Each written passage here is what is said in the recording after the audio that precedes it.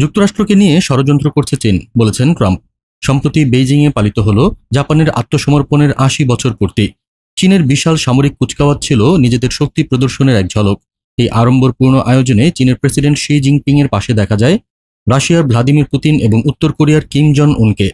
২৬টি দেশের রাষ্ট্রপ্রধানদের উপস্থিতিতে এই সমাবেশ বিশ্বজুড়ে তৈরি করেছে গভীর জল্পনা। চীন কি তবে যুক্তরাষ্ট্রকে কোনো গোপন বার্তা দিচ্ছে?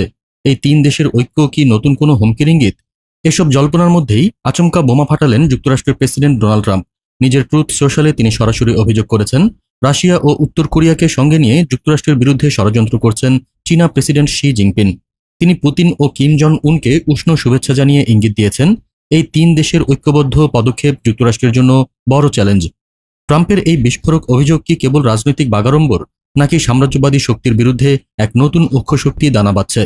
এই নতুন জোটের প্রভাব কি কেবল আন্তর্জাতিক রাজনীতিতেই সীমাবদ্ধ থাকবে, নাকি এর ঢেউ এসে লাগবে আমাদের মতো দেশগুলোতেও?